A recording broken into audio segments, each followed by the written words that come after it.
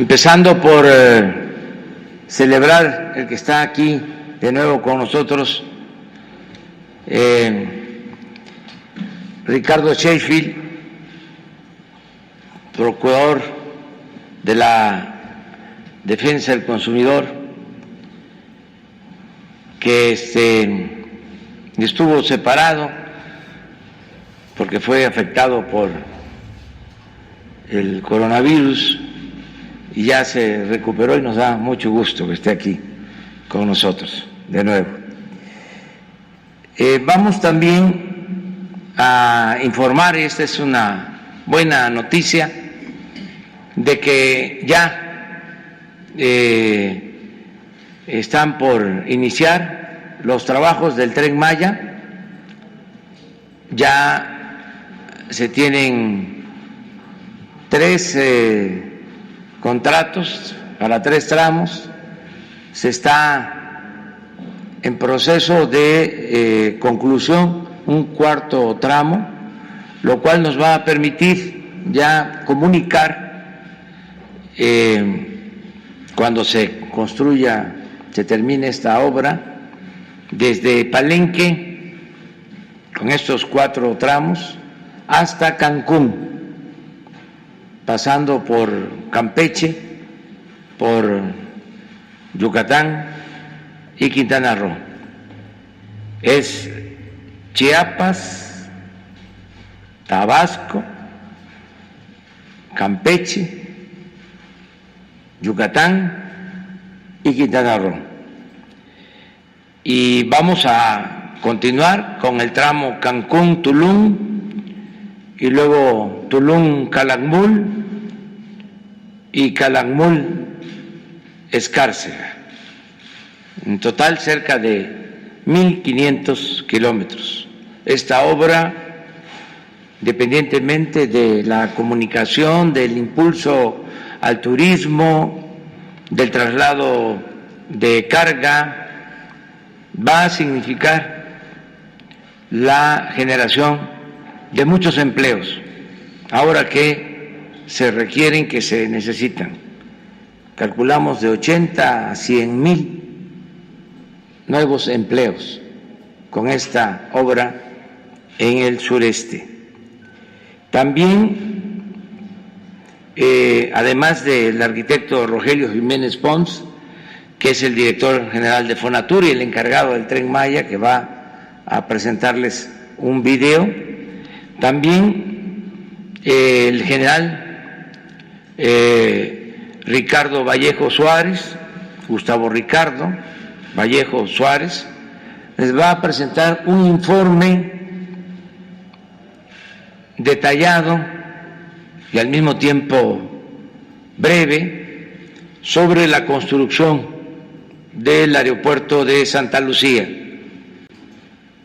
para que todo el pueblo de México sepa cuánto se ha ejercido en esta obra, cómo vamos, cuál es el avance, cuánto se tiene contemplado invertir y también cuáles son los beneficios, en particular cuántos empleos se están generando en esta obra. Por eso también nos acompaña el secretario de la Defensa, el general Sandoval, que está con nosotros. Y al final se presenta el video ya del aeropuerto y el video sobre la construcción de la refinería de Dos Bocas. Ahí terminamos y abrimos para preguntas y respuestas. Entonces comenzamos con Ricardo Sheffield para ver quién es quién en los precios. Buenos días, señor presidente. Buenos días a todas y todos ustedes. Con mucho gusto tenemos la presentación con algunas novedades, ya que esta presentación cumple ya el año y entonces hemos hecho algunos ajustes para que la información sea todavía más útil a todos los consumidores en nuestro país.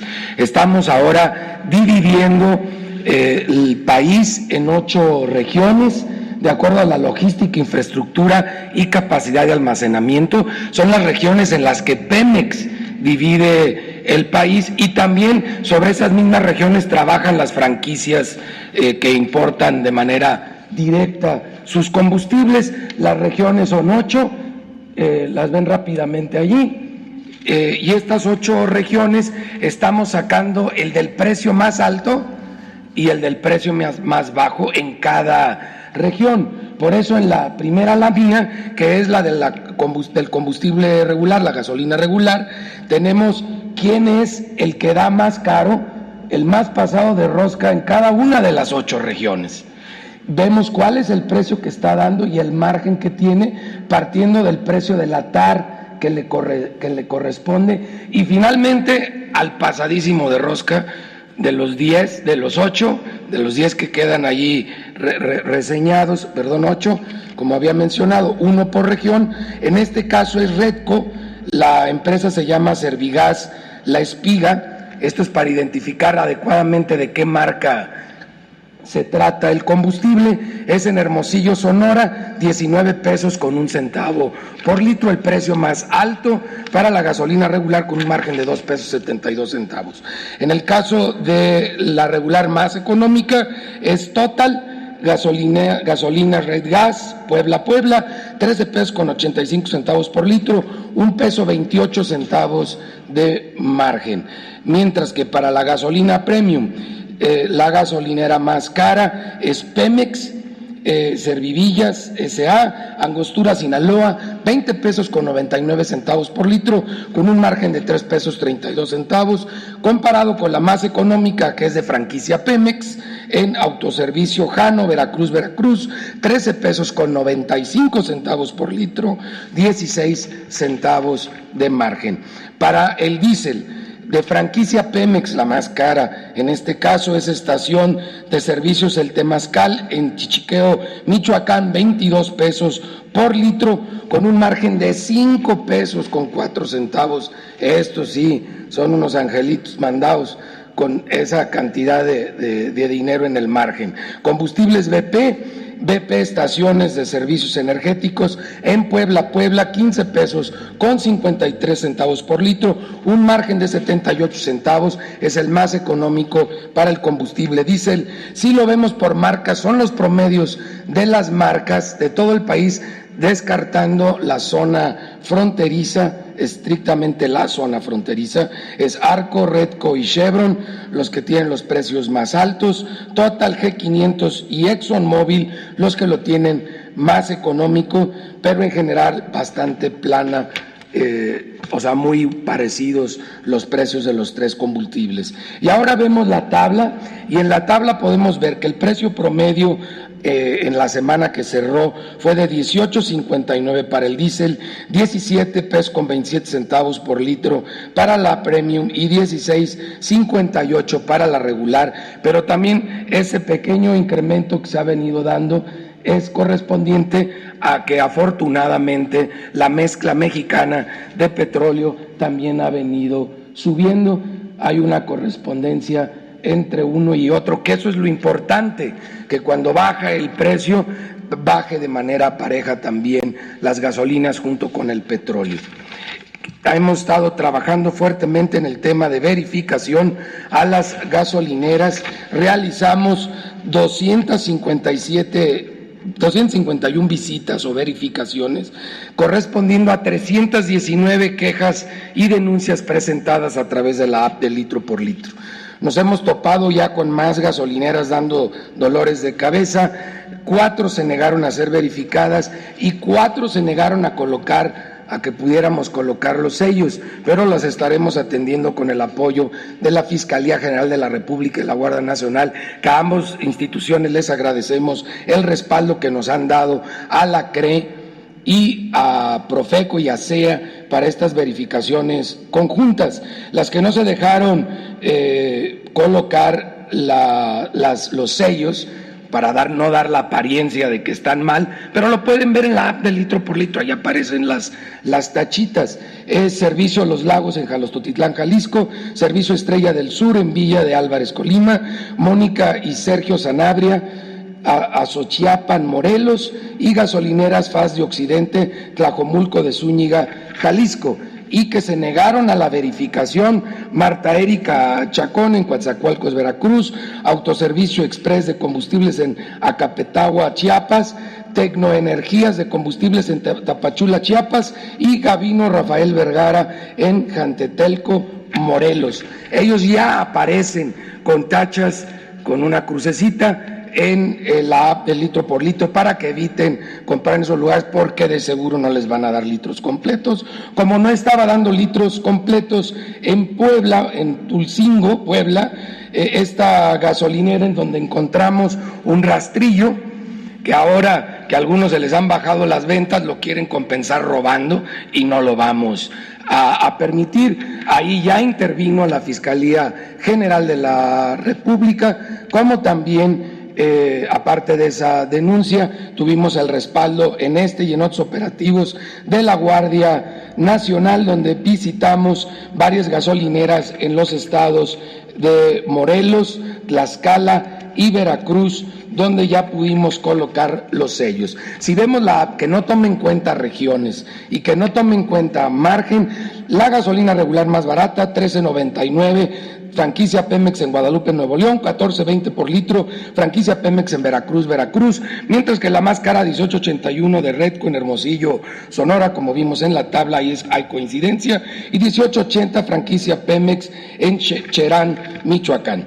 Para Premium, la más barata, 13.59 en San Martín, Puebla, y 14.60 franquicia Pemex en Veracruz, la primera era franquicia BP. Las más caras, Móvil en Monclova, Coahuila, 20.29 por litro, y para la Premium, y también Móvil en Monclova, Coahuila, 20 pesos con 15 centavos. Mientras que para el diésel, la más barata, 15.49, franquicia Pemex, Medellín de Bravo, Veracruz, 15.50, franquicia Pemex, Veracruz, y el diésel el más caro, 21.90, franquicia Pemex, en Tichiqueo de Nicolás, Michoacán, y Móvil, 20.89 en Chautla, Puebla. Seguimos revisando también los sanitarios como un servicio que es importante y que deben de estar muy limpios ahora con la contingencia. Y vamos al quién es quién en las remesas, que se los debíamos de la semana pasada y el señor presidente hizo el compromiso de que ahora lo presentásemos.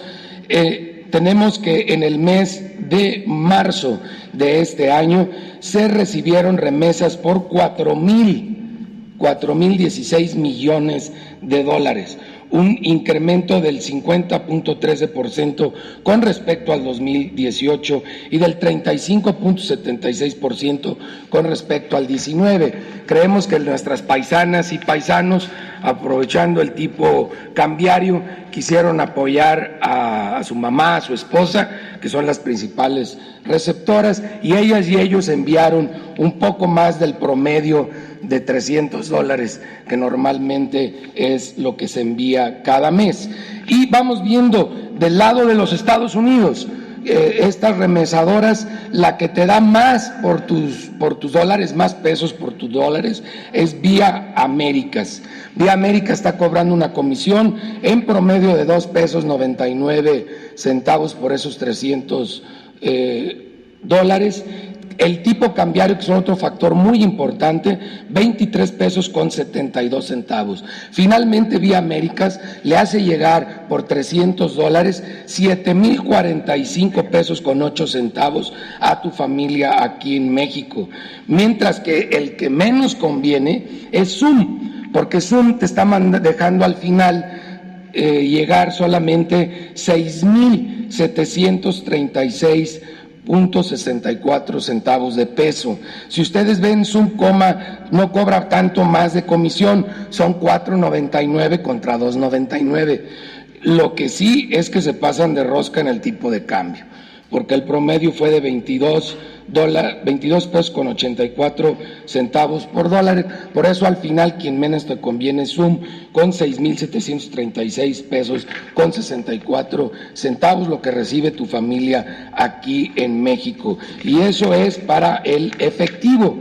Para depósito a cuenta, la mejor opción es Ulink, que te da $7,134 pesos por $300, mientras que MoneyGram, que ha estado apareciendo continuamente como una de las peores opciones, y MoneyGram te da 6,827 pesos con 27 centavos por tus $300 que envías.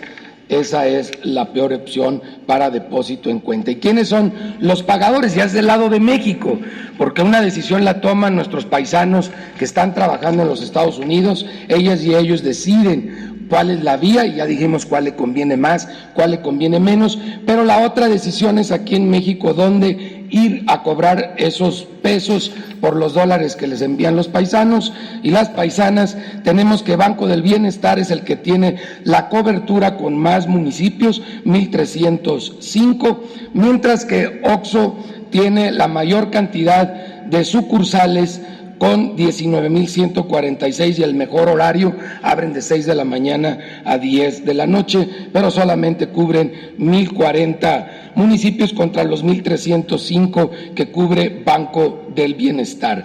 Y dan seguro contra robo Electra, Walmart y Caja Popular Mexicana, mientras que Farmacias Guadalajara e Inbursa siguen sin proporcionarnos toda la información para ser evaluados adecuadamente.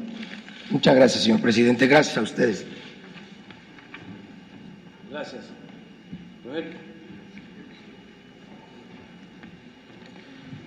Gracias, señor presidente. Pues a continuación me permito presentarles un video que da un informe inicial, un mensaje inicial sobre los inicios de trabajos del Tren Maya. Le hemos puesto esta ventana de observatorio Tren Maya, haciendo una referencia a la cuestión del observatorio que tiene aquí en Chichén Itzá. Entonces, con ustedes el video, por favor.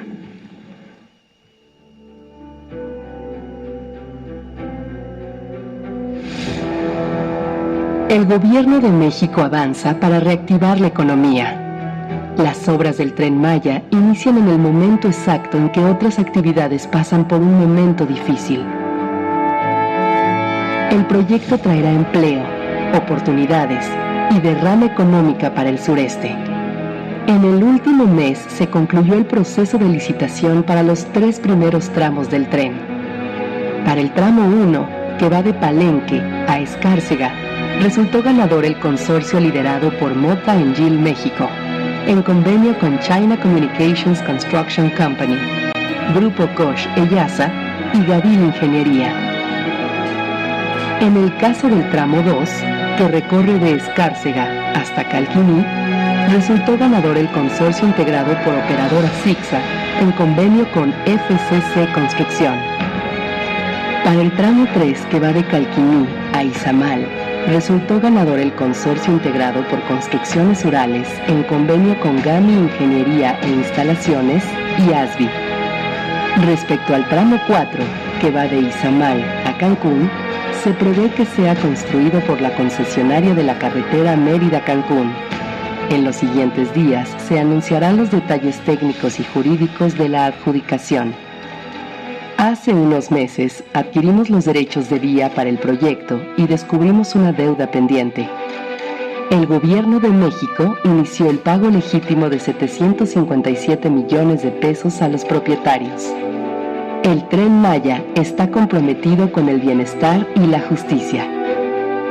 Los primeros trabajos en el territorio serán tan variados como la instalación de campamentos, reclutamiento masivo de personal de construcción, remodelación de estaciones con valor histórico, trabajos de limpieza, deshierve y adecuación de la infraestructura existente, entre otros. Mientras tanto, los consorcios ganadores contratan una gran variedad de técnicos y profesionistas para ejecutar tareas como el desarrollo de los proyectos ejecutivos, la ampliación de los estudios y los planes de remediación ambiental. El equipo del Tren Maya continúa con la planeación y gestión del proyecto. El Tren Maya es un proyecto que ha cumplido al 100% con la aplicación y legislación ambientales. En este contexto de desarrollo regional nos permite la mejor inserción con los mayores rendimientos y el menor costo ambiental posible. A finales del año pasado se llevaron 30 asambleas regionales, a través de las cuales las comunidades y pueblos indígenas nos dieron la anuencia para el proyecto. En estos momentos nos encontramos en la fase de seguimiento de acuerdos, la cual está acompañada por más de 28 instituciones y dependencias del ámbito federal, quienes estarán atendiendo y respondiendo a todos estos compromisos que se hicieron con ellos. Los trabajos del Tren Maya cumplen con los más altos estándares sanitarios. Los ganadores de los procesos de licitación se han comprometido a dar un cumplimiento cabal a los lineamientos internacionales para proyectos de infraestructura. Así cuidamos la salud y la economía del sureste.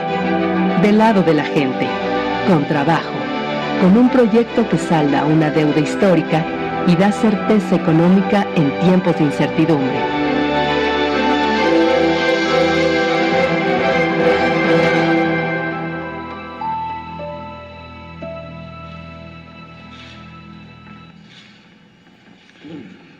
Pues estaremos atentos a sus preguntas. Muy amables. Gracias.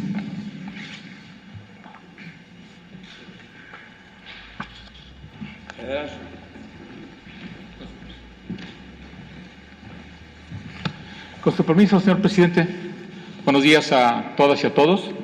Procedemos a... Si es tan amable, mejor darme el micrófono, me voy a pasar de este lado para... Gracias, que amable. Procedemos a informar la situación que guarda los trabajos de construcción del Aeropuerto Internacional General Felipe Ángeles. La siguiente, por favor. Tenemos 214 días de construcción. Contemplamos todavía 672 días más para concluir en tiempo y forma los trabajos. La obra tiene un avance físico del 18.1% y, como podrán ver en la gráfica, avanzamos conforme a lo programado y sin incidentes. En cuanto a recursos de la obra tiene, a pesar de que el techo financiero es de 79,000 millones, para construir edificaciones, incluida la reubicación de las instalaciones militares, 70,000 millones de pesos distribuidos en este calendario financiero a 3 años. A la fecha ya hemos recibido 14,678 millones de pesos, de los cuales hemos ejercido casi 5,000 millones de pesos. ¿Cómo se han ejercido esos gastos? Casi 30% corresponde al pago de mano de obra, 50% aproximadamente a la adquisición de materiales, 16% lo que corresponde a la renta de maquinaria adicional, 6% de combustibles y 1% de gastos administrativos de seguridad y de higiene. Tenemos en estos momentos en las cuentas de la obra 9,710 millones de pesos y en este año contemplamos recibir 25,000 millones de pesos más, lo cual nos permite avanzar con el ímpetu que llevamos hasta el momento. La siguiente, por favor. También tenemos etiquetados recursos para la adquisición de predios. Fueron etiquetados 4,000 millones de pesos, de los cuales ya recibimos los recursos correspondientes a 2019 y al 2020. Que son 3,500 millones de pesos, de los cuales ya ejercimos 3,100 millones de pesos en la compra de estos terrenos que le llamamos la zona de amortiguamiento acústico y una franja de terreno para la conexión del aeropuerto. Llevamos un total de avance del 90.61% y se avanza conforme a lo programado. La siguiente, por favor. También tenemos recursos etiquetados para estudios de ejecución.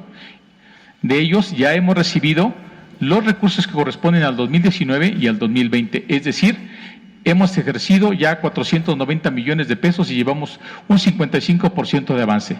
Hemos hecho todos los estudios indispensables para la operación del aeropuerto. Y con las economías de gasto del año pasado procedemos a hacer estudios ahora más especializados también.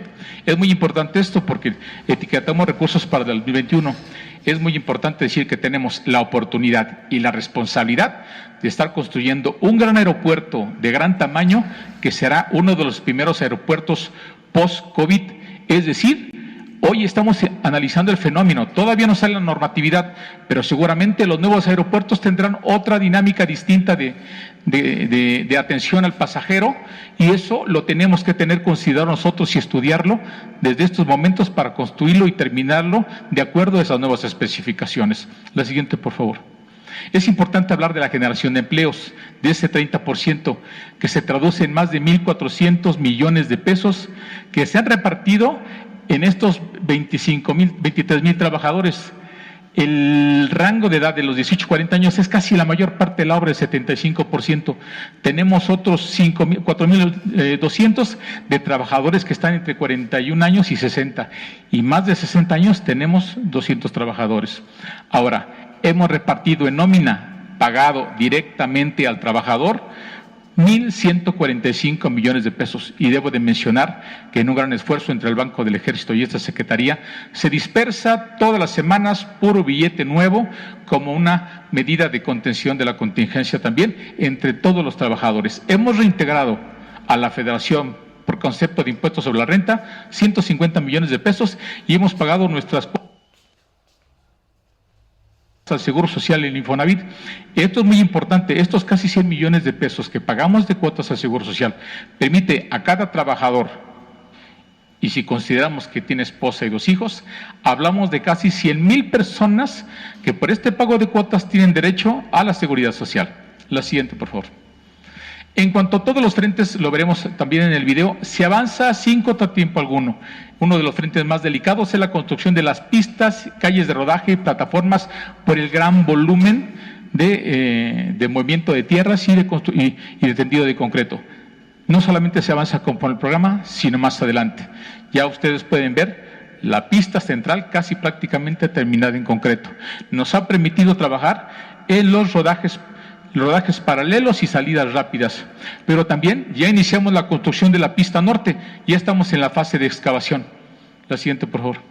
En cuanto a la terminal de pasajeros, efectivamente también avanzamos conforme al programa, ya prácticamente estamos terminando la cimentación, colocando los últimos aisladores sísmicos y estamos trabajando en 3 frentes de colocación de estructura metálica. Por cierto, esta estructura metálica viene toda de los depósitos de acero que se quedaron en Texcoco. Eso nos permite mayor economía de recursos. También tenemos ya por iniciar los trabajos de tendido de los entrepisos y tenemos pagada inclusive el material de la superestructura. La cubierta, por favor, de la cubierta. En cuanto a la torre de control de tráfico aéreo, ya salimos de cimentación, estamos trabajando en los edificios adosados, los edificios de apoyo administrativos y de capacitación, y también ya estamos levantando el fuste de acero, que es la torre principal, que es el distintivo de la torre de control. Este acero también está siendo reutilizado. La siguiente, por favor. El estacionamiento, la estación intermodal de transporte terrestre, se trabaja en la cimentación y en los muros de contención, y de manera paralela se está trabajando también en la prefabricación de los elementos estructurales de columnas, traves y losas para que sea un armado in situ y rápido. La siguiente. La terminal de combustibles, igualmente. Estamos terminando los edificios de apoyo administrativos y técnicos y estamos empezando a habilitar el acero ya de los tanques de combustible y empezar a construir las zanjas de los 14 kilómetros desde la red de distribución. La siguiente. El eje troncal de llegadas y salidas, esa vialidad que entra a la terminal de pasajeros, también avanza conforme a su programa. Tenemos ya las zapatas de cimentación y estamos empezando a colar las columnas, los capiteles y las losas de esa gran avenida que va a llegar tanto arriba como abajo a la zona de llegadas y salidas del aeropuerto. Y se avanza también sin contratiempos. La que sigue. Todo el camino perimetral de más de 30 kilómetros, que incluye bardas, sistemas de seguridad, iluminación y vigilancia, también se construye conforme al programa. La siguiente, por favor. Las redes hidráulicas y sanitarias, estamos hablando de más de 50 kilómetros de conducción de agua potable al interior del campo militar y 21 kilómetros de sistemas de drenaje, también con sus respectivos tanques de almacenamiento, y ya pueden ver la construcción de una de las 7 plantas tratadoras de aguas residuales. La siguiente, por favor. En cuanto a las redes eléctricas de voz y datos, es importante mencionarles que la totalidad del material eléctrico de alta tensión que estaba en Texcoco será reutilizado en este proyecto. Ya está dentro de nuestras instalaciones y estamos ya construyendo las instalaciones para la subestación de switcheo y la subestación reductora, junto con sus trincheras para la conducción de las líneas de alta tensión. La siguiente, por favor. Y en cuanto a la habilidad de interconexión del aeropuerto, conforme se van liberando los terrenos, también seguimos avanzando para interconectar el aeropuerto con las principales vías de comunicación. Se trabaja sin incidente alguno.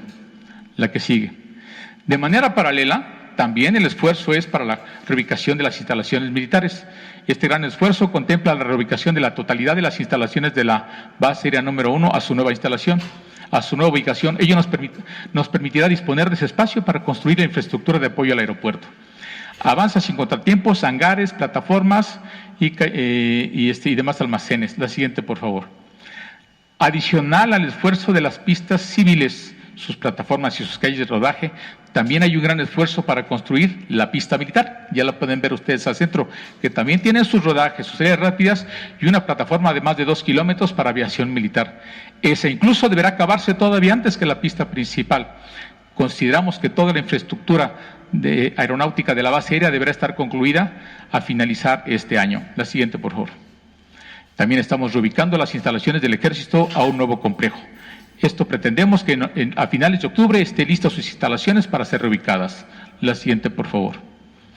También hay un esfuerzo de reubicación de vivienda. Ya estamos muy adelantados, es uno de los frentes más adelantados y pretendemos que las familias se reubiquen a sus nuevas instalaciones, a nuevos departamentos mejor diseñados antes de concluir este año. La siguiente, por favor. Gracias a la completud en el diseño, a la fortaleza de la planeación y el ímpetu de la construcción, ya hemos podido inclusive iniciar 5 nuevos frentes de trabajo que tenemos considerados y pretendemos construir otros 2 más en lo que es la zona del aeropuerto. La siguiente, por favor. Por lo que corresponde a nuevas instalaciones que estamos iniciando en el componente del Ejército, lo estamos haciendo gracias a la economía de gasto que tenemos para que cuando las familias se pasen a su nuevo lugar, dispongan de todos los servicios adicionales, como es el Hospital Militar de Zona, la siguiente, por favor, el Centro Comercial, Sedena, la que sigue, el campus educativo de las escuelas públicas del gobierno del Estado que están dentro del campo militar a un nuevo complejo. La siguiente.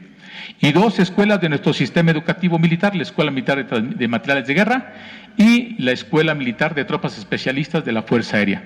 La siguiente, por favor.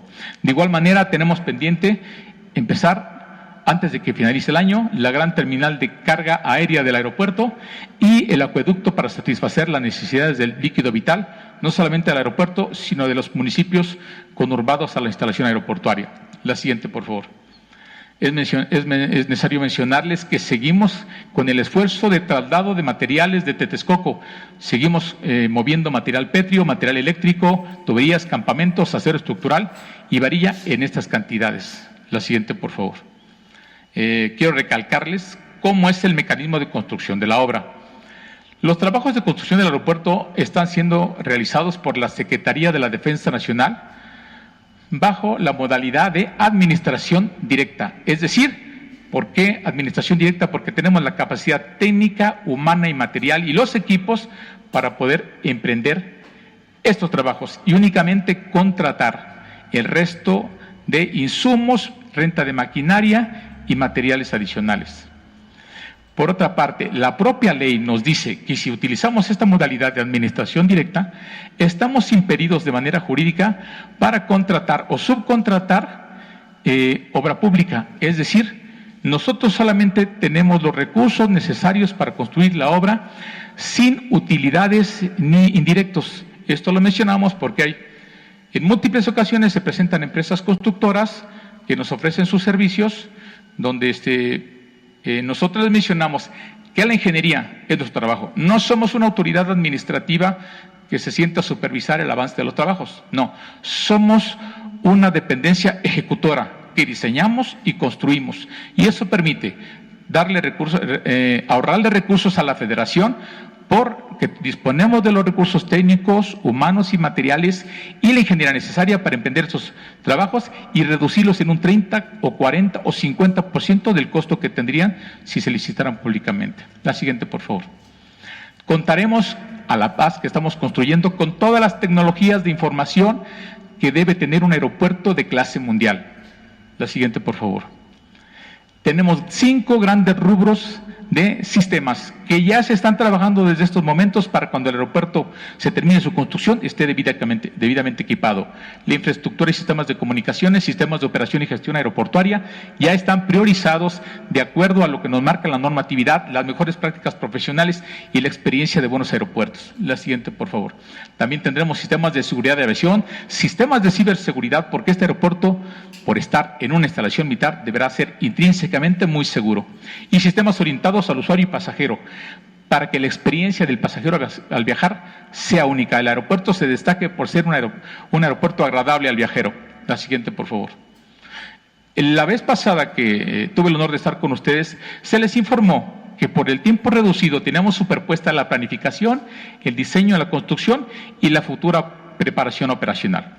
Pues bien, es un gusto poderles decir que estamos adelantando ya la última fase de la preparación operacional que pensábamos empezar a finalizar de año.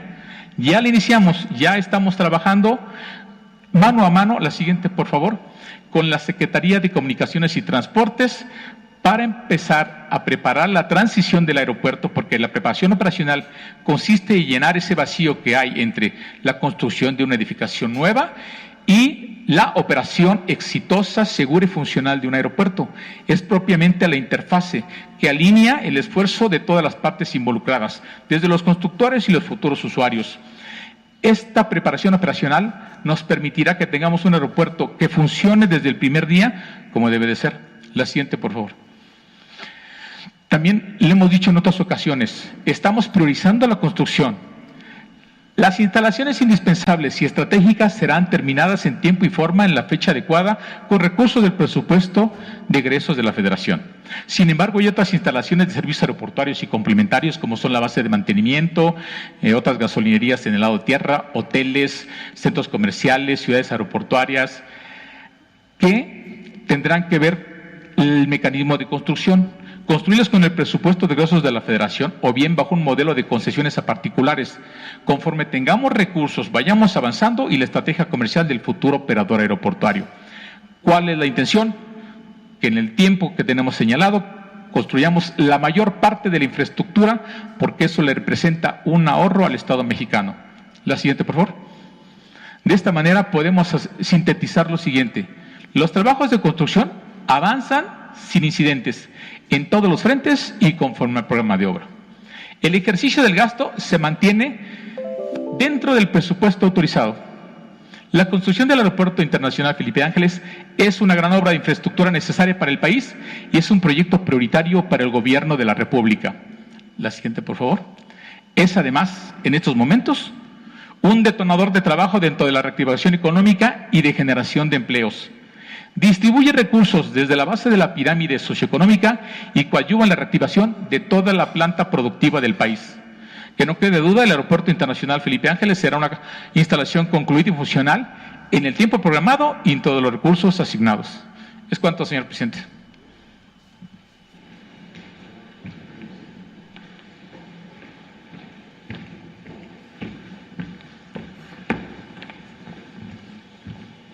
Bueno, pues vamos ahora a pasar los videos de todos los lunes, aunque ya se habló ampliamente del avance en el aeropuerto Felipe Ángeles. No sé si tienen el video y luego el de la refinería de Dos Bocas. La Secretaría de la Defensa Nacional informa los avances en la construcción del Aeropuerto Internacional Felipe Ángeles al 18 de mayo de 2020. El proceso de la obra del nuevo aeropuerto se lleva a cabo de manera simultánea en 22 frentes. En el estacionamiento y terminal intermodal de transporte terrestre se realiza excavación en zanja con maquinaria y afine de caras laterales a mano en área de rampa vehicular, acarreo de material de excavación, colado, ranuras de coronas y armado de acero para contratraves principales y secundarias. En la terminal de pasajeros se continúa el montaje de la estructura de acero en procesador central y salas de última espera de manera continua en 4 frentes de trabajo. Se inició la colocación de la quinta grúa torre para incrementar la velocidad del montaje. En la vialidad y barda perimetral se trabaja el relleno con material de banco de préstamo para la conformación de subyacente, acarreo y compactación en vialidades. En barda perimetral se realiza la excavación, habilitado y colocación de acero de refuerzo para dados, columnas y dovelas. En la torre de control y servicios, extinción de incendios y edificios administrativos, continúa el montaje de la estructura metálica del fuste de la torre de control, así como los trabajos de ramaleo del sistema de iluminación y de traslado de acero del predio Texcoco. En sus vialidades se continúa la conformación de terraplenes y la colocación de base hidráulica. En la terminal de combustible y red de distribución, en edificaciones se lleva a cabo colado de concreto en escalones de acceso, colocación de persianas, cancelería, construcción de muros de bloc, aplanado y habilitado de rejillas en trincheras. A la fecha, se han generado 23.425 empleos civiles. Faltan 672 días de construcción. Gobierno de México.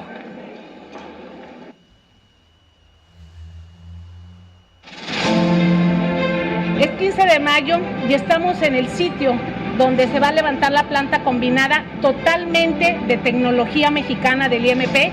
Aquí es donde se va a recibir el petróleo crudo para procesar en toda la refinería. Ve el reporte.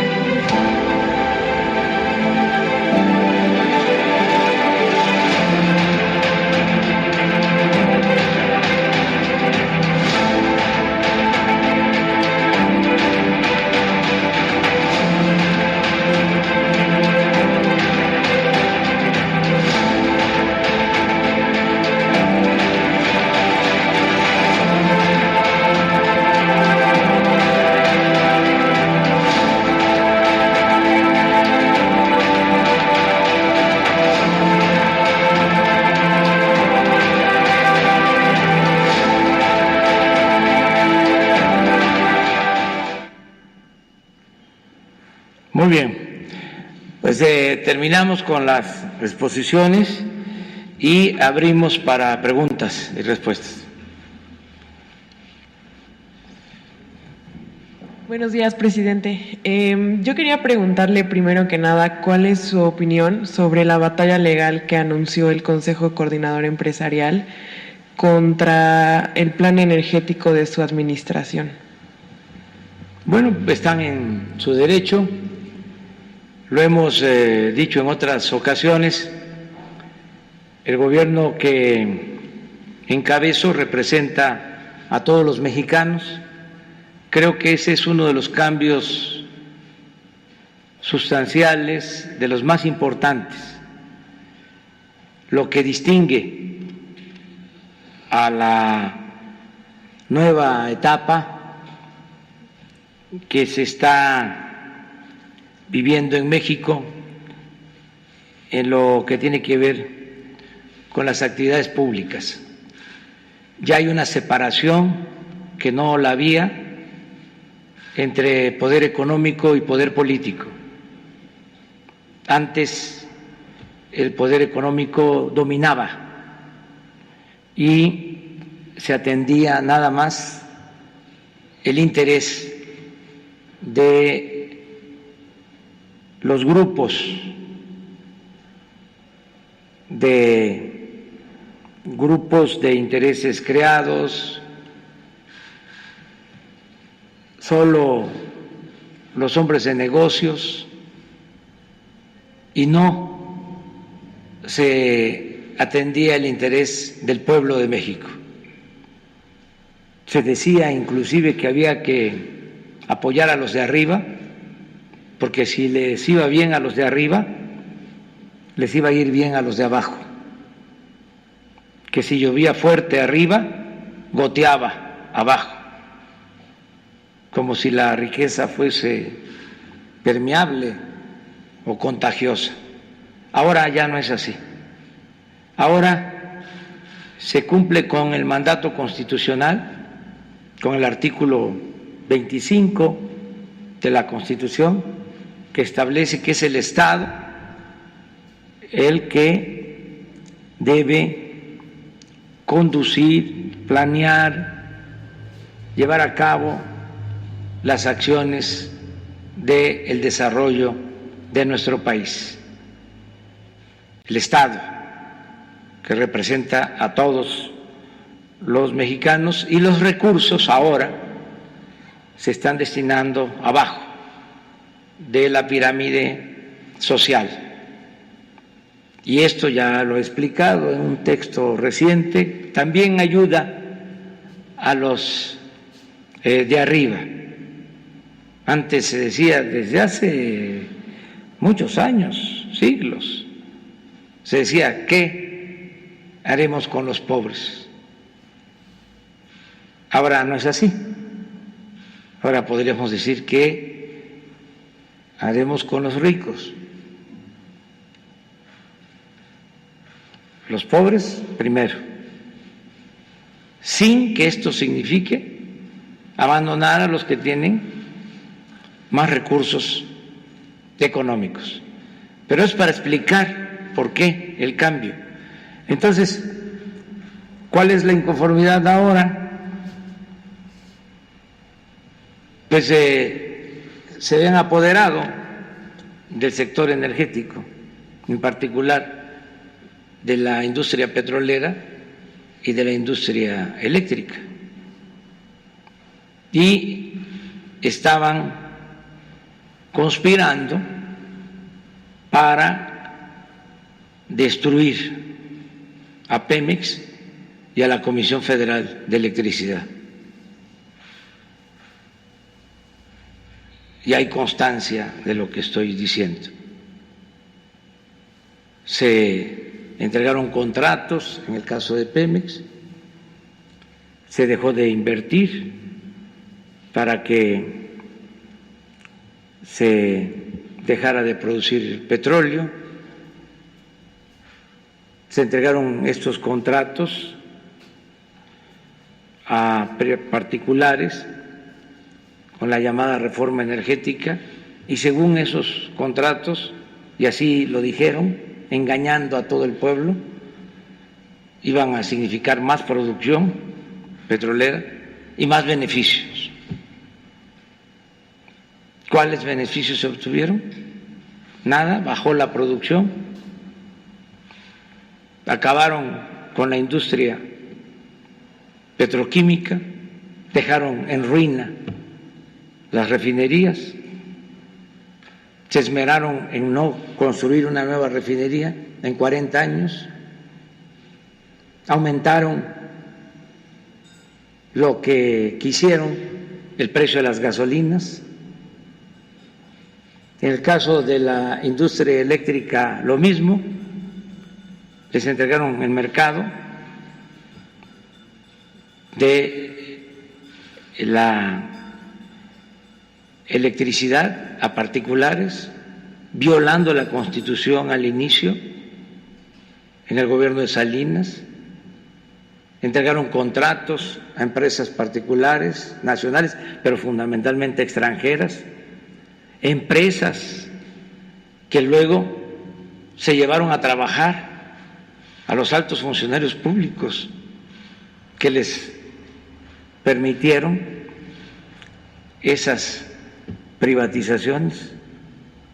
Hasta un expresidente se fue de consejero de una empresa eléctrica española, de Iberdrola, un expresidente de la República. contratos leoninos muy favorables a las empresas particulares,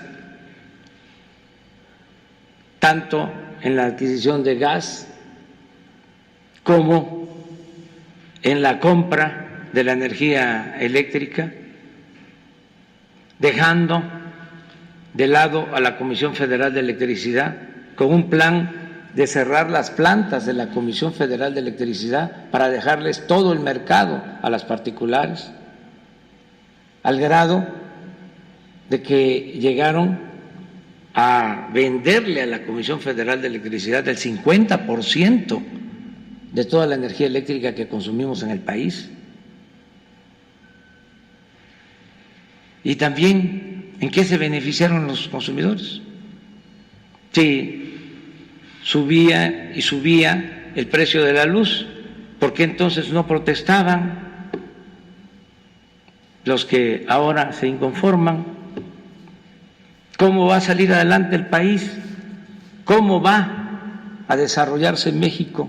¿Cómo se va a impulsar su industria, sus actividades productivas, si el precio de la luz es más caro que en otras partes del mundo? Es más cara la luz en México que en Estados Unidos. Llegamos, estamos poniendo orden, no ha aumentado el precio de la luz como ellos lo hicieron, pero necesitamos también poner orden y que ya no se siga consumando el saqueo del periodo neoliberal.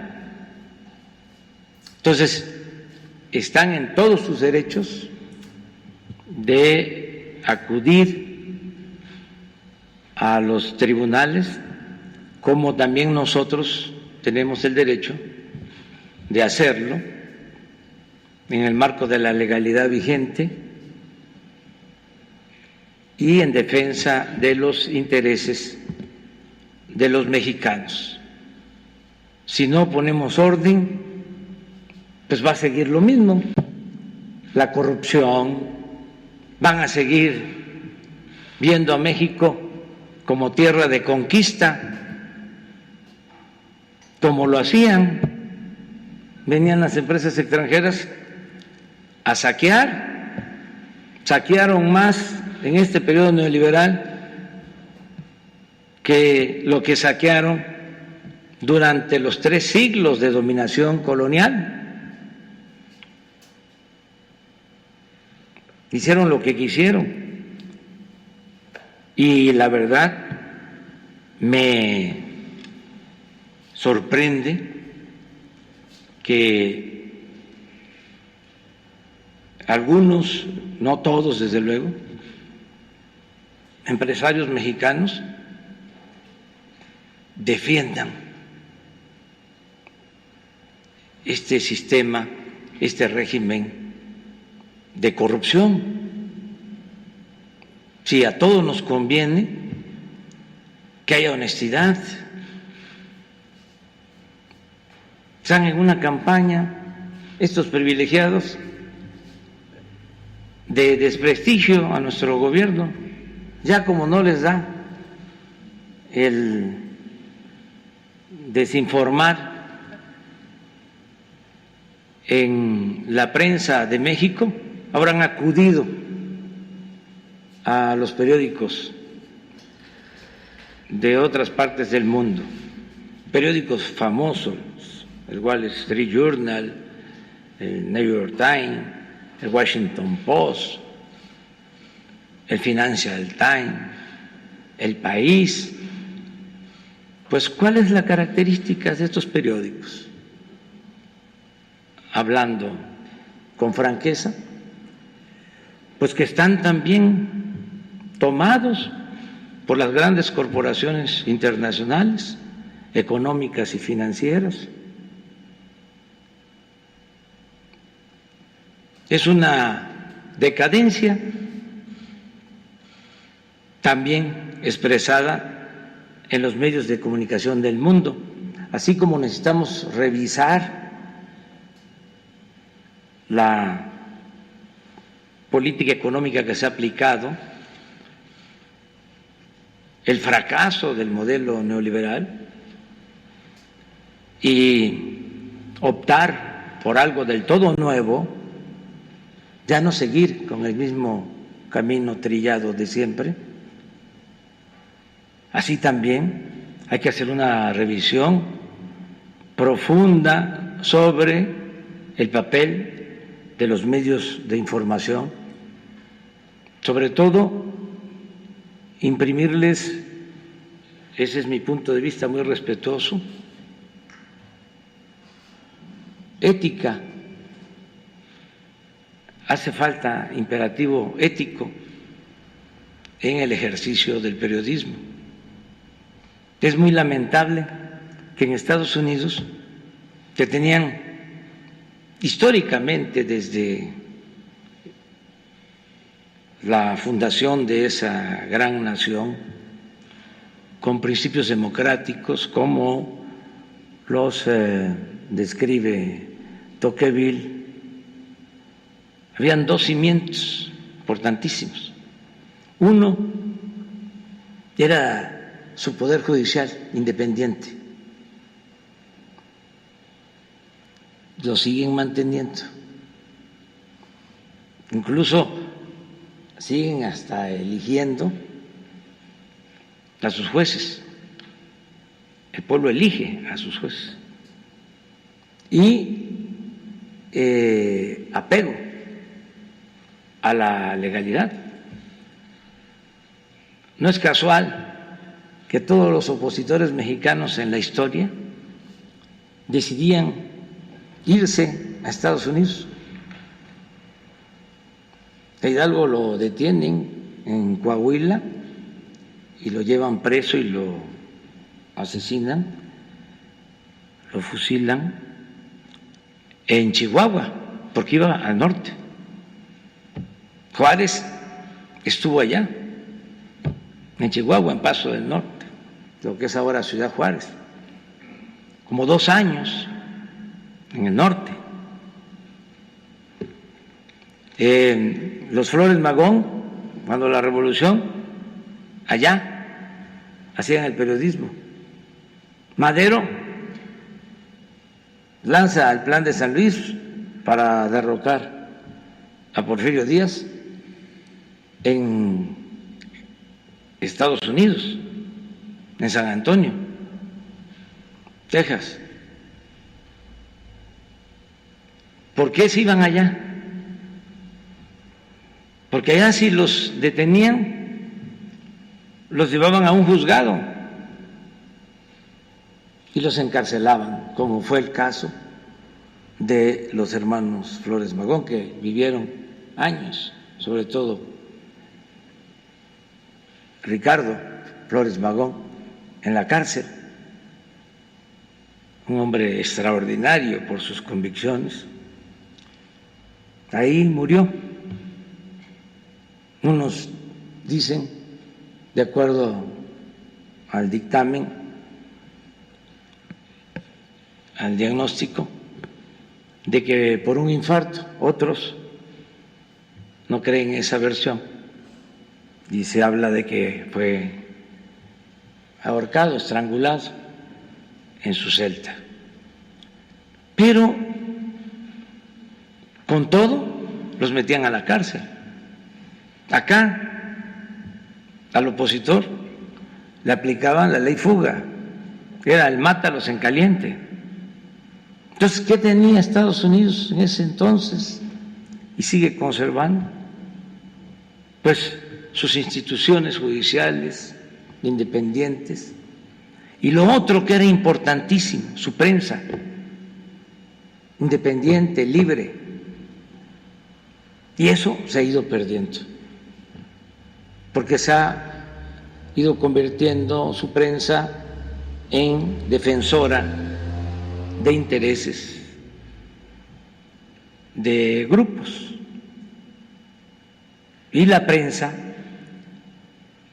en cualquier parte del mundo debe ser independiente,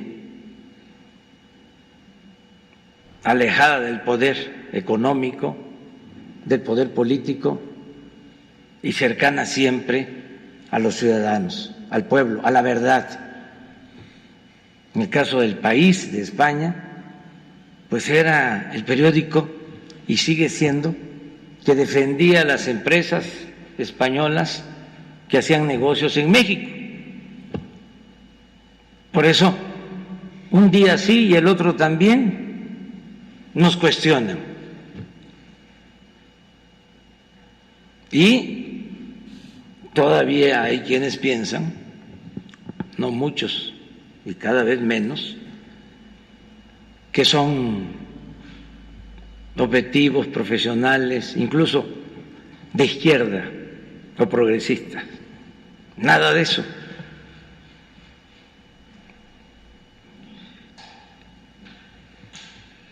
Por eso concluyo con tu pregunta, o termino de responder tu pregunta.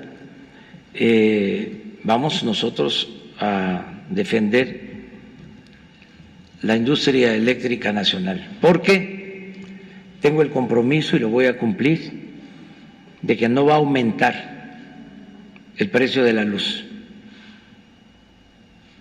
No va a aumentar. Ya no va a ser como antes. Y en el caso de las gasolinas, lo mismo. Ahora está subiendo porque, como lo expresó Ricardo Sheffield, está aumentando el precio del petróleo crudo. Fíjense, como tenemos que comprar la gasolina, si aumenta el precio del petróleo crudo, recibimos más por las exportaciones de petróleo, pero nos cuesta más la gasolina, tenemos que pagar más por la gasolina.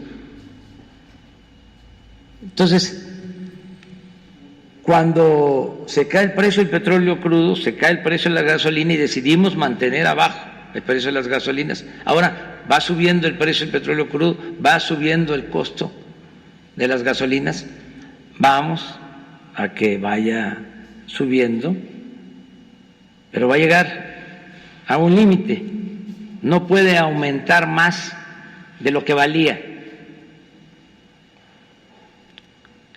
antes, es decir, antes de la crisis de la caída en los precios del petróleo y de la pandemia. No va a subir más, porque es nuestro compromiso.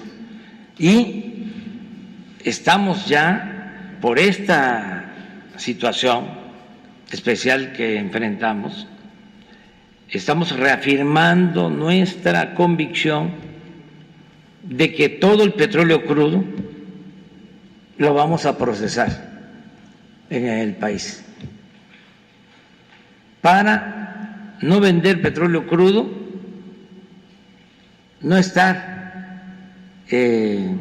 atrapado con las caídas de los precios del petróleo crudo en el mundo, y al mismo tiempo procesando toda nuestra materia prima en México.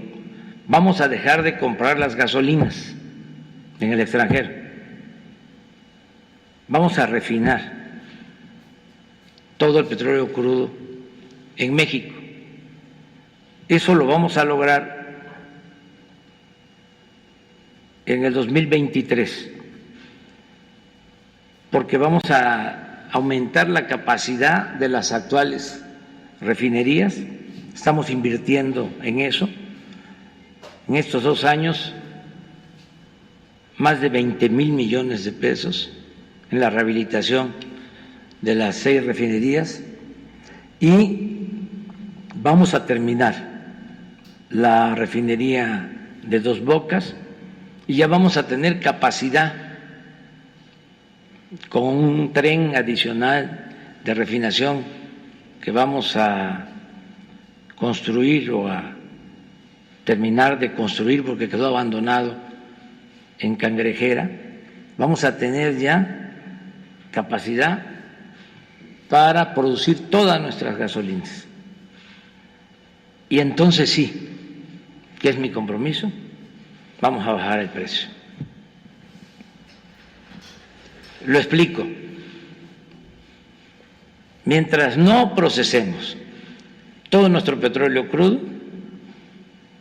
mientras no se refine en México todo el petróleo crudo para dejar de comprar las gasolinas, el precio no va a aumentar en términos reales. No va a haber gasolinazos, como no ha habido. Y una vez que estemos procesando toda nuestra materia prima y no compremos gasolinas en el extranjero, vamos a bajar el precio de las gasolinas. Así de claro. Y sobre eso estamos trabajando. Presidente, ¿qué va a pasar con la generación de energías renovables mientras esté este acuerdo de la Secretaría de Energía en funcionamiento? Se va a continuar. Es que se va a dar más información poco a poco sobre este tema. ¿Qué fue lo que hicieron? Dijeron, a ver, vamos a dar facilidades a quienes produzcan energía renovables, energías limpias, pero en algunos casos negocios sucios. Bueno, y se dejó de lado a la Comisión Federal de Electricidad, como si la Comisión Federal de Electricidad no produjera energías limpias. No se consideró que lo que se produce de energía en las hidroeléctricas de la Comisión Federal de Electricidad y en otros procesos, en otras plantas, eran energías limpias. Y entonces el trato preferencial se le dio solo a los particulares. Entonces, en el Sistema Nacional de Energía se tenía que subir primero, comprar primero la energía a los particulares y parar las plantas de generación de la Comisión Federal de Electricidad. Y si nosotros estamos garantizando que no aumente el precio de la energía eléctrica, no puede ser que nosotros estemos haciendo un esfuerzo de reducción de costos y los particulares no aporten nada, que continúen con los mismos contratos leoninos. Además, quedando claro de que el Estado es el rector de las actividades del desarrollo nacional.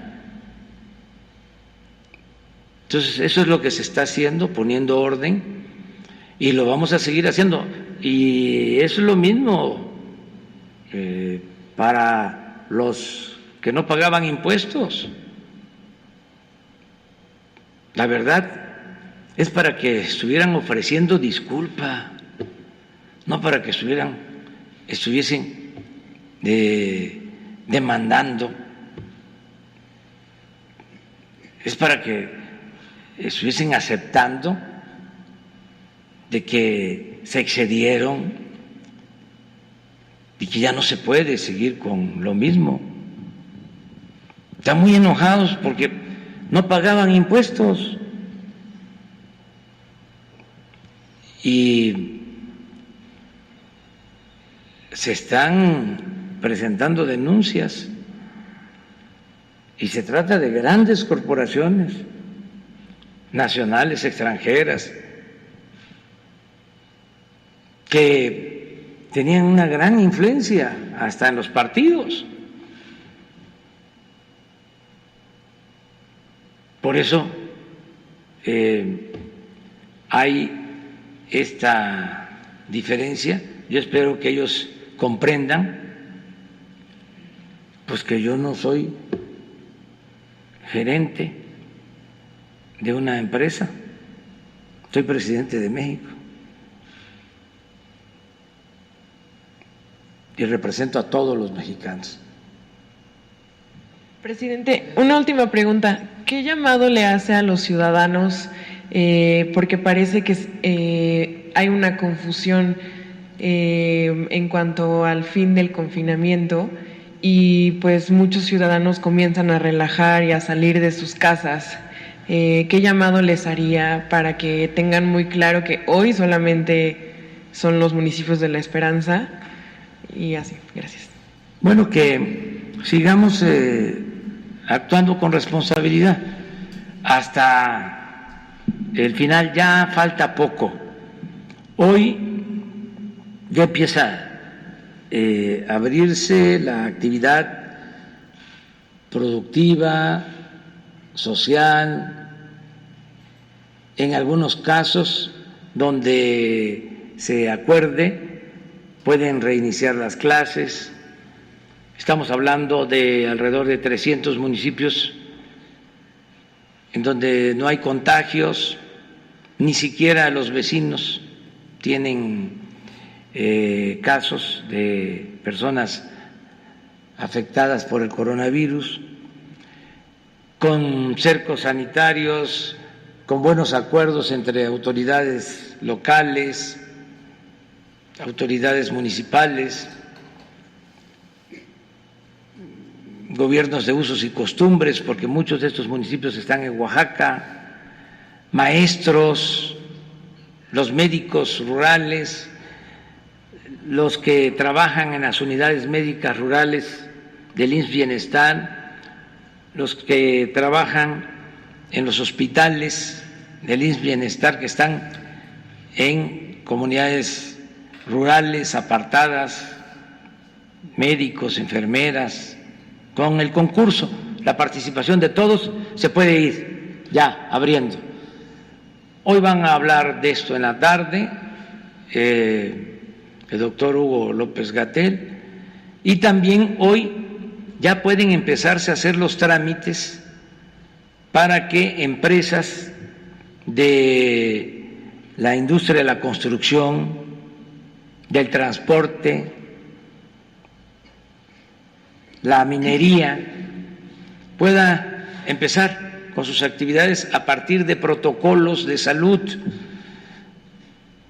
que se están solicitando. Van a llenar estos protocolos de salud para que se proteja a los trabajadores.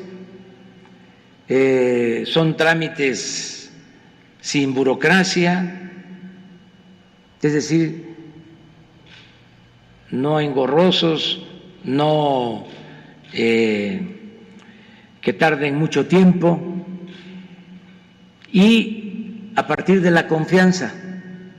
Si una empresa automotriz quiere abrir, va a llenar un cuestionario, va a contestar un cuestionario de alrededor de 70 preguntas y va a decir que va a cumplir.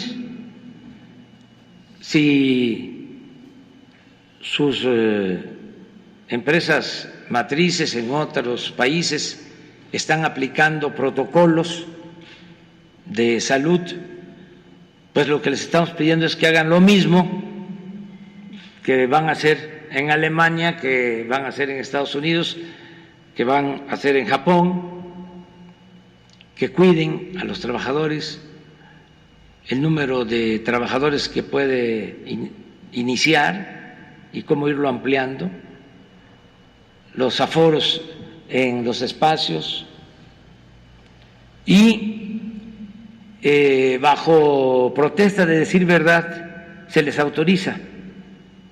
No hace falta una inspección, solo al paso del tiempo, desde luego si hay denuncias de los trabajadores, de los ciudadanos, pues ya se interviene, y si no, va a haber una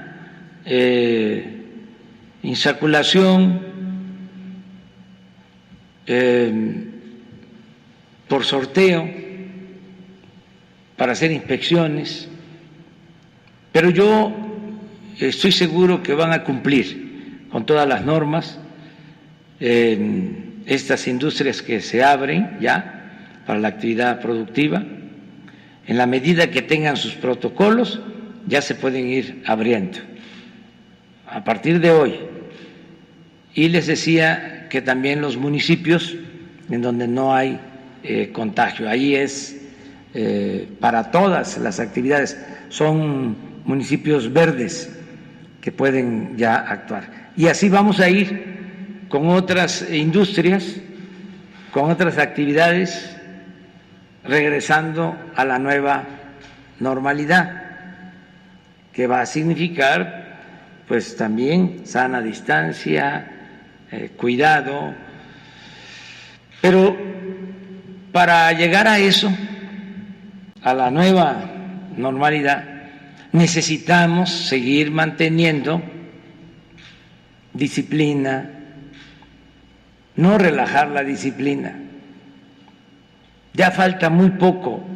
Yo tengo mucha fe, tengo muchas esperanzas de que vamos a terminar de domar la pandemia. Ya estoy a punto de declarar, todavía, porque tengo que actuar de manera precavida. Se trata de una epidemia grave, pero sí ya pronto vamos a poder decir que por el apoyo de todo el pueblo logramos, todos los mexicanos, todos, que la pandemia no saturara nuestros hospitales, nuestra capacidad hospitalaria, que se logró la estrategia de domar la pandemia, alargarla, hacerla horizontal y que no nos rebasara. Y esto, ¿cómo se logró? Pues con el cumplimiento de las recomendaciones, con la gente que se dejó de movilizar, y debemos de seguir así hasta que las autoridades de salud nos digan ya en el semáforo, estamos en verde bajo estas condiciones, ahora no, seguimos en rojo, ya pasamos a una fase intermedia, ya estamos en amarillo a punto de pasar a verde. Todo esto diario, el doctor Hugo López-Gatell, que además de ser un extraordinario profesional de la medicina, es muy buen expositor, explica muy bien, y esto es importante porque si no tenemos comunicación directa con la gente, que es la que está llevando a cabo las recomendaciones, y se los mandamos a decir, imagínense cuántas distorsiones. Entonces yo creo que fue acertado el tener un vocero como el doctor Hugo López-Gatell. Fue de lo mejor, porque así la gente tiene comunicación. No he visto los datos recientes, pero cada vez que está el doctor, de 7 a 8, muchísima gente conectada, 15 millones, sí, conectada. Entonces, yo sigo convocando, llamando a que se informen así, de 7 a 8, todas las dudas que vayan surgiendo, pero termino diciendo que debemos mantenernos en casa con la sana distancia. Ya falta muy poco, entonces hagamos el último esfuerzo.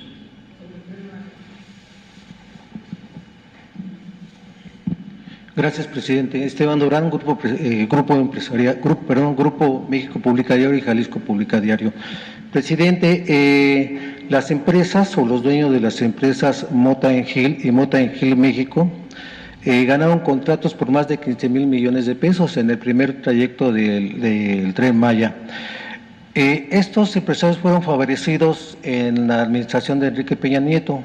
¿Qué opinión tiene al respecto? Sobre todo porque se menciona que incurrieron en influyentismo, pues en tráfico de influencias. Por otro lado, la semana pasada, el jueves, un nuevo grupo armado surgió en Michoacán, el cártel Sicuirán Nueva Generación, quien se dice aliado del cártel Jalisco Nueva Generación. En esta presentación le saludan a usted, saludan al gobernador de Michoacán y al secretario Durazo. Igualmente hacen una advertencia a las Fuerzas Armadas para decirles que se abstengan de entrar a la Huacana y de lo contrario pues serán retenidos y sus armas también se les quitarán. ¿Ya comentó algo usted al respecto con el Gabinete de Seguridad? ¿Qué se va a hacer al respecto? ¿Se les va a detener? ¿Va a haber pues sanción contra estas organizaciones que están apareciendo? De la misma manera, presidente, ¿qué protocolos se tendrán que hacer para evitar que las Fuerzas Armadas, que los elementos del Ejército, de la Marina, pues sean agredidos como se ha estado viendo en diferentes redes sociales? ¿Hay algún protocolo para que estos no violenten los derechos humanos, pero al mismo tiempo ellos no sean violentados y no sean humillados como se ha visto en las redes sociales? Gracias. Sí. Mire, cerca de los contratos del Tren Maya se cuidó de que las empresas no tuviesen denuncias, juicios por obras realizadas en el gobierno. Se llevó a cabo una revisión en todos los casos. Y si estas empresas estuvieron trabajando en el sexenio pasado, pues si no tienen cuentas pendientes con nosotros, es decir, si no dejaron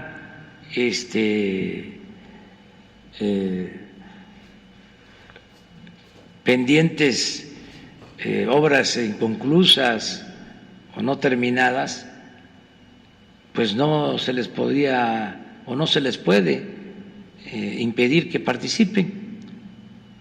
Nosotros lo que cuidamos fue el proceso de licitación y se les entregó porque fueron las mejores propuestas. Y en este gobierno pues no se permite la corrupción ni el influyentismo. Pero tú te referías al influyentismo de antes o al de ahora. Sí. Sí, pero ya no es así. Eso ya se terminó. Fueron las que ofrecieron mejores condiciones y por eso se les entregaron los contratos. A las 3 empresas que se les han entregado contratos y falta la que tiene que ver con el tramo de la carretera concesionada de Mérida a Cancún, que es el 4º tramo. Entonces hemos estado muy pendientes de eso. ¿Qué otra cosa me preguntaste? Sobre el nuevo grupo armado que... Pues no voy yo a contestar sobre eso. sencillamente nosotros estamos luchando todos los días para garantizar la paz y la tranquilidad. Lo estamos haciendo sin violar derechos humanos. Ya no hay masacres, no hay tortura. El ejército, la marina que nos están ayudando, actúan protegiendo, respetando los derechos humanos y no es humillación de ninguna manera el evitar la violencia. Yo creo que en todos los casos hay que evitar la pérdida de vidas humanas. El caso más emblemático, lo que nos ha tocado enfrentar, fue el de la detención de un presunto delincuente en Sinaloa, Ovidio Guzmán, que por las características, por las circunstancias, si se mantenía en poder de las Fuerzas Armadas, se iba a desatar, como se estaba iniciando, una guerra, una confrontación armada en donde podían perder la vida más de 200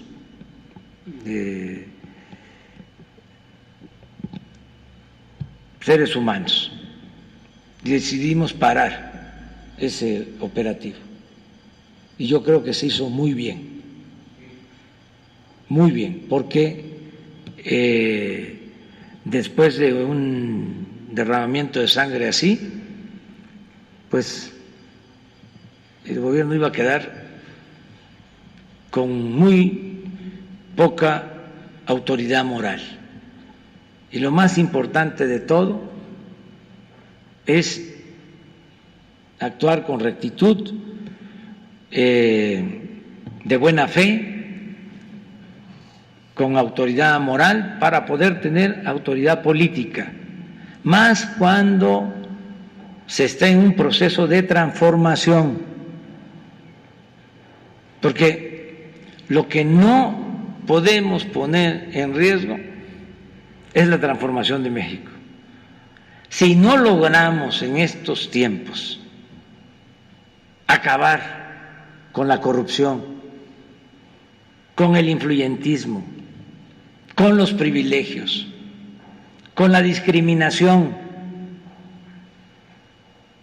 si no se termina en este periodo con el predominio de unos cuantos a costa del sufrimiento de la gente, ya va a ser muy difícil de lograr. Entonces, tenemos que cuidar el proceso de transformación y no caer en ninguna provocación, de no estar tan atentos a lo que dicen nuestros críticos, porque ellos actúan en función de otra lógica. Ellos están a favor de mantener el actual o lo que significaba el régimen anterior. Ese es su propósito. Entonces, por eso tantos ataques como nunca, y tenerle mucha confianza al pueblo, mucha confianza al pueblo. Fíjense que un periódico que no es favorable a la transformación, que es al contrario, partidario del conservadurismo, hizo una encuesta por teléfono, y eso a los que tienen teléfono, una muestra de 400 llamadas, porque se desató un debate cuando entró en vigor un transitorio de la Constitución para que las Fuerzas Armadas nos ayuden, como lo están haciendo, para garantizar la seguridad pública. Bueno, pues ese periódico tuvo que publicar, tuvo que decir que la mayoría de los mexicanos quiere que nos ayude el Ejército y la Marina, y que son dos instituciones bien calificadas por la gente.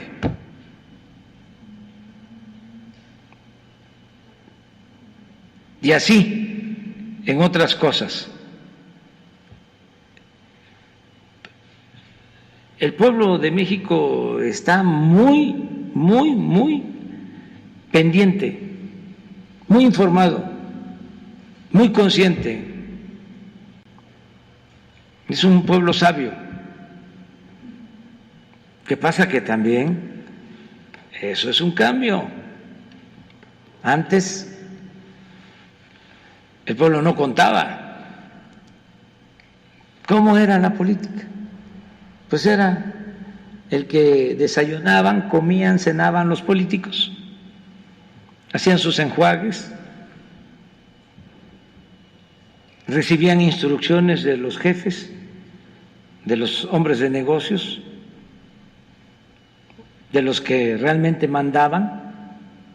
Así modificaron la Constitución como quisieron en el periodo neoliberal, la hicieron a la medida para poder saquear a sus anchas las leyes secundarias. ¿Tomaban en cuenta al pueblo? No. Pero ahí estaba Juan Pueblo siempre, hasta que dijo: basta, vamos al cambio. Y ahora ese pueblo consciente pues no se deja manipular y expresa sus sentimientos, y eso es lo que nos importa, la opinión de la gente, la opinión del pueblo, y así nos guiamos. No quiere decir que no escuchemos a otros sectores, sí, escuchamos a todos, pero en la democracia es el pueblo el que manda. Así es la democracia.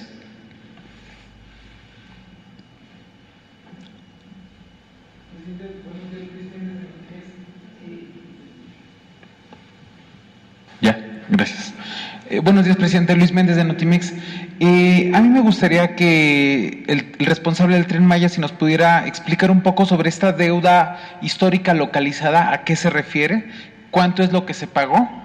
Y segundo, presidente, sobre este mismo tema del Tren Maya, usted habla sobre un cambio de paradigma y poner atención en el desarrollo de los pueblos del sur. Pero hay algunos ejidatarios, personas de las comunidades que están preocupadas porque lleguen consorcios hoteleros a esta zona. Entonces, yo le quisiera preguntar, presidente, si usted o el equipo del Tren Maya está pensando un desarrollo hotelero mucho más comunitario o en especie de cooperativas, como sucede en Cuetzalan, Puebla, en donde las mujeres son las que administran las cooperativas y desarrollan proyectos comunitarios hoteleros. Ese sería el primer momento. Si hay algo parecido a eso, presidente, respecto al Tren Maya, por favor. A ver.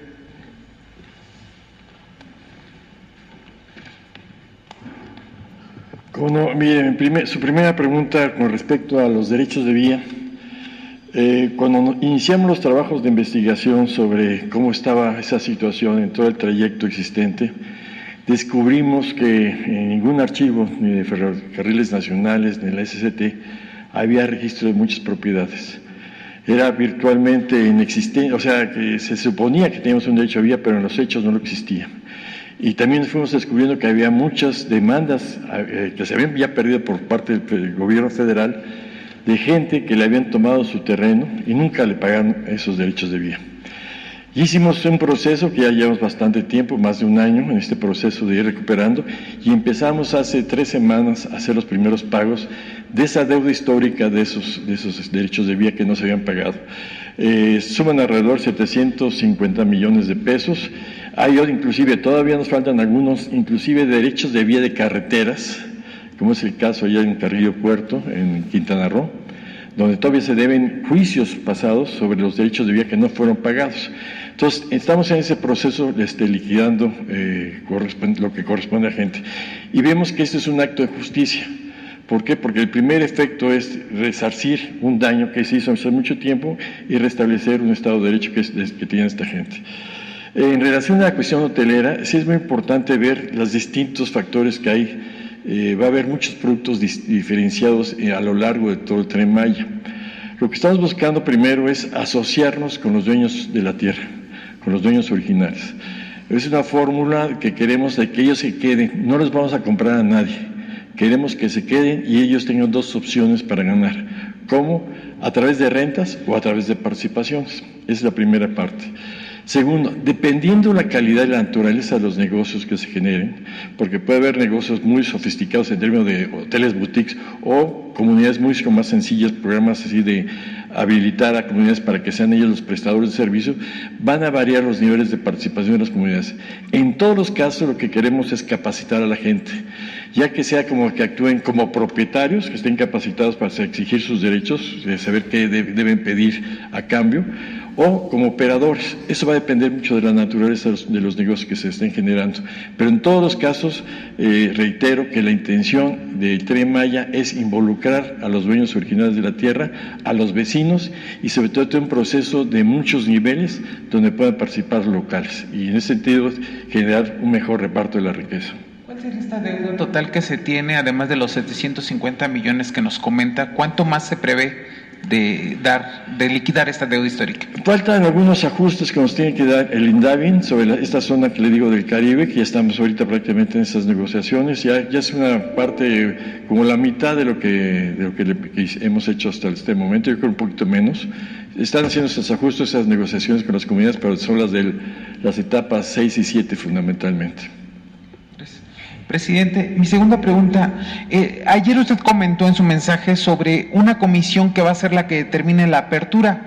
A mí me gustaría preguntarle la apertura de las empresas ante la pandemia del COVID. ¿Quién va a encabezar esta comisión? ¿Cómo se está dando esta relación? Y una pregunta aprovechando que está el titular de la Secretaría de la Defensa. Si nos podría, por favor, dar una actualización de cómo va la reconversión de los 19 hospitales militares que se pusieron o que se van a poner en disposición ante el COVID y el avance de estas obras que habían sido olvidadas y que la Sedena tomó el control para concluirlas, por favor. Mañana van a informar los encargados de esta comisión. Está integrada por la Secretaría de Salud, la Secretaría del Trabajo, la Secretaría de Economía y el Instituto Mexicano del Seguro Social. Estas 4 instituciones. Y va a haber un responsable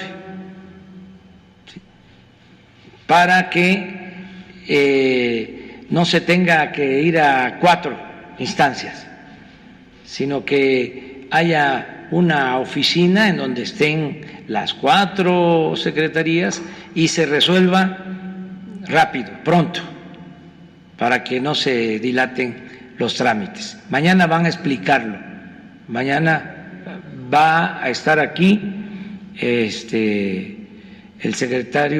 el director del Seguro Social, Zoé Robledo, es el que va a hacer la presentación mañana. Hoy ya se nos dio a conocer cuál era el mecanismo, pero como ya habían muchos temas, y mañana, martes, es que se habla sobre el tema de salud, se dejó para mañana. Es como la pregunta que le está haciendo al general, pero se tendría que contestar mañana, pero el general podría contestarle ahora, porque es muy importante el apoyo también en esta materia de las Fuerzas Armadas, tanto de la Secretaría de Marina con el Plan Marina como el Plan DN3 del Ejército.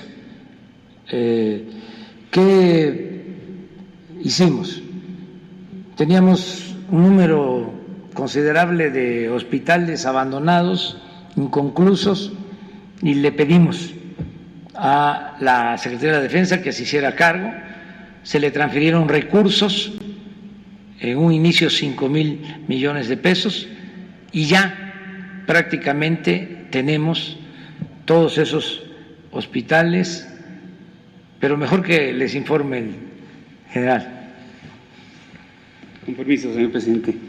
Bien, en las actividades del Plan DN3, en lo que es la reactivación de estos hospitales y nuestras instalaciones, ya hemos empezado a recibir pacientes.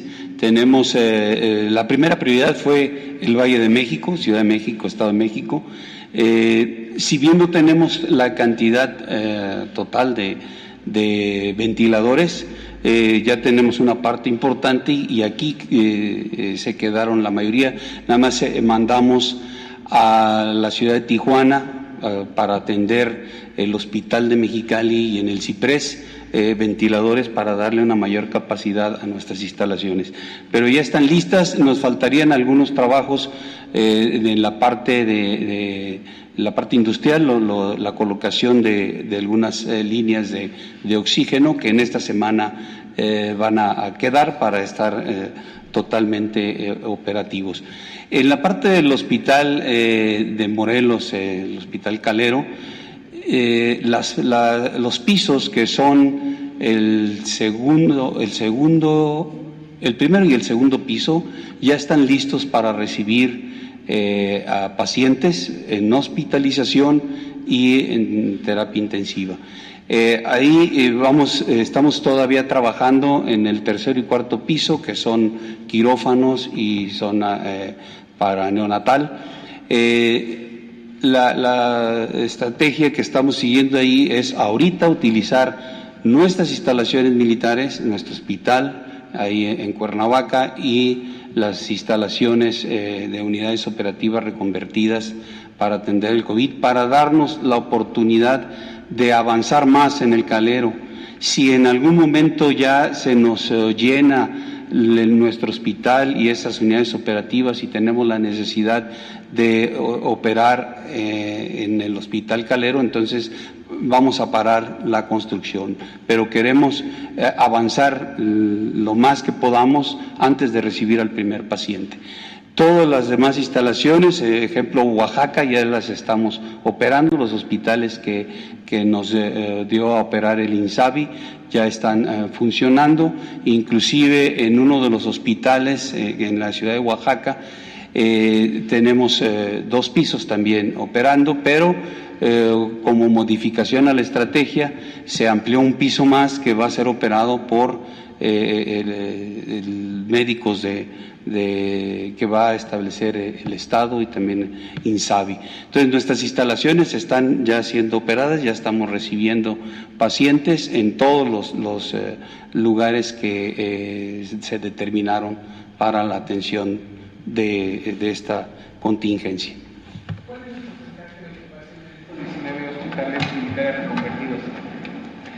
Hemos recibido aproximadamente unos 300 pacientes. También hemos tenido gente que ya se ha recuperado, ya van varias personas que se han retirado de los hospitales y también desafortunadamente algunas personas fallecidas. También tenemos también nuestro personal militar en iguales circunstancias, el personal militar retirado, de derechohabientes también en las mismas condiciones, recuperados, hospitalizados en terapia intensiva y también fallecidos.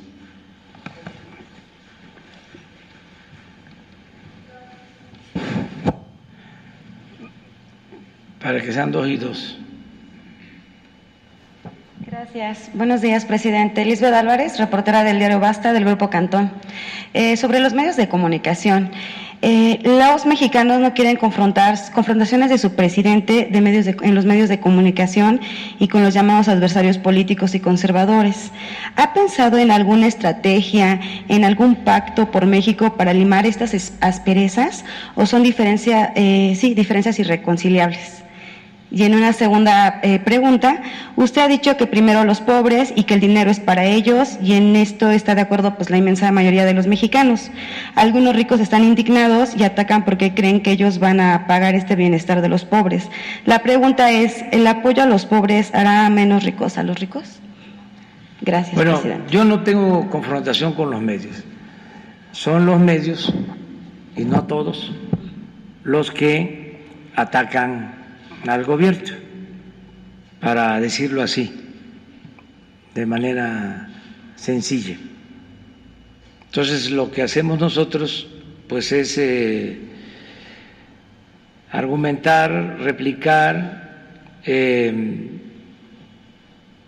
aclarar las cosas, y hay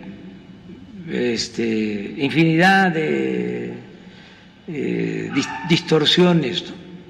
Por ejemplo, ayer toda una plana del periódico Reforma de unos investigadores del Sistema Nacional de Investigadores en el CONACYT,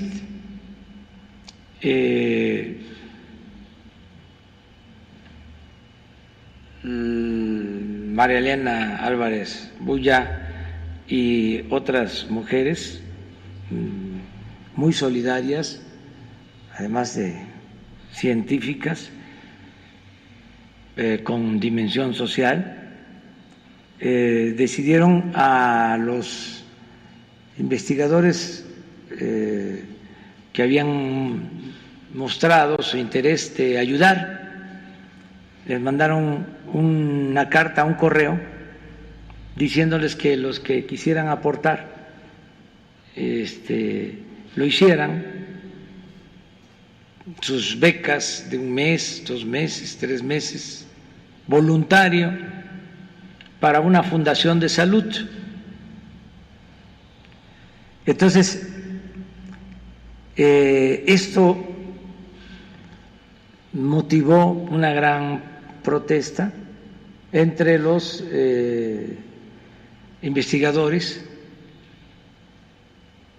porque sintieron de que era injusto o que no era correcto, porque el gobierno tiene recursos y en efecto tenemos fondos, pero sirvió este asunto para que se le lanzaran, ¿no?, al gobierno una iniciativa, vamos a decir, de buena fe del CONACYT o de servidores públicos del CONACYT, involucrando al gobierno, ¿no?, todo. ¿Sí? Entonces ya hablamos con la directora del CONACYT para pedirle que retirara pues esa convocatoria. Todo voluntario, todo por la decisión consciente, nada que signifique forzar a que alguien tenga que aportar, no, para nada. Ahora sí que, como diría la canción de Serrat, lo que se da no se quita, dirían en esa canción que se llama Disculpe el Señor. Entonces, tenemos que estar muy pendientes, porque si no, escándalos, ¿no? Y son cosas que pasan, de repente me entero.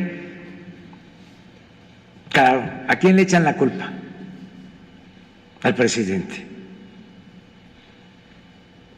Entonces, corregimos para que esto no suceda. Entonces, no tengo yo enemigos, ni quiero tenerlos. Tengo adversarios. En el caso de los medios, no de todos, desde luego, su comportamiento tiene que ver con los privilegios que tenían antes, sobre todo lo que recibían en publicidad, tanto las empresas periodísticas como periodistas. No todos, pero había periodistas que ganaban más de $1 millón mensuales.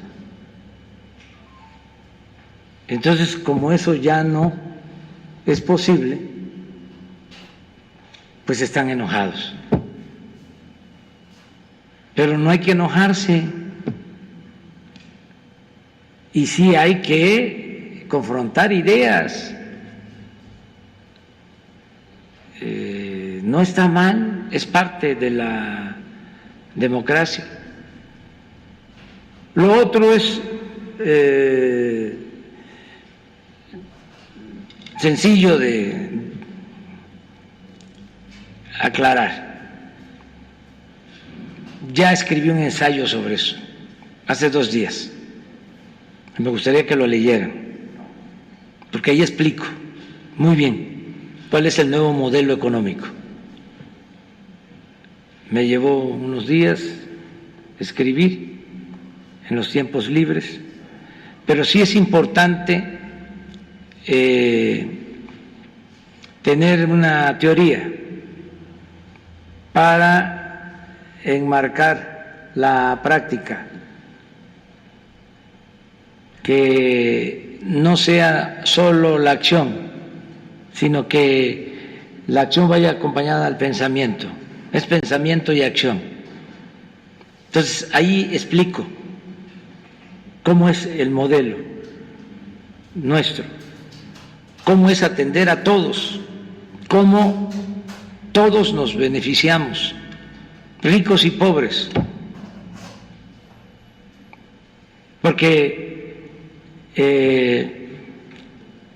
cuando no hay justicia, no hay paz, no hay tranquilidad,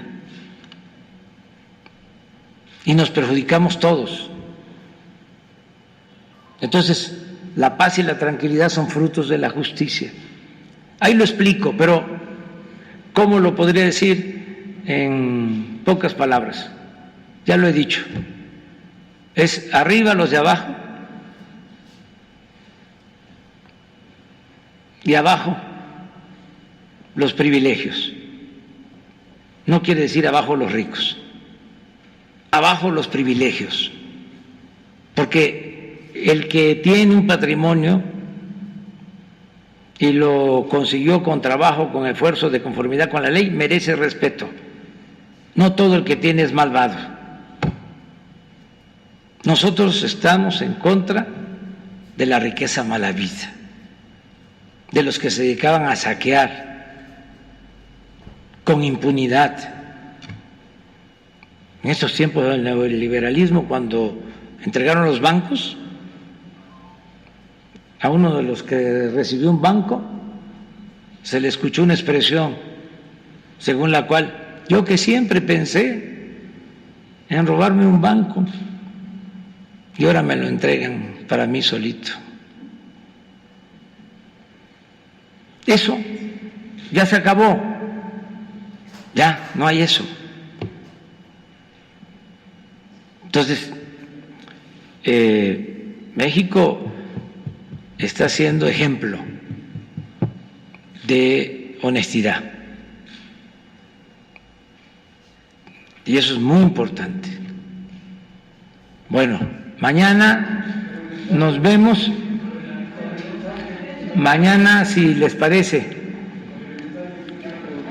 Mañana. ¿Se apuntan? ¿Para mañana? Para mañana. ¿Para mí? Sí.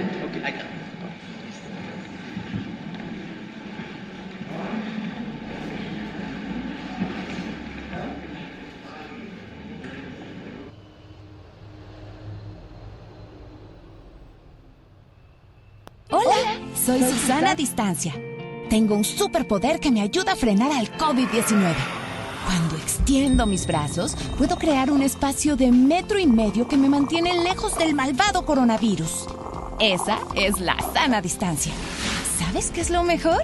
Que tú también lo tienes. Pero ojo, aunque tenemos que estar separados, unidos y solidarios, saldremos adelante. Porque si te cuidas tú, nos cuidamos todos. Gobierno de México.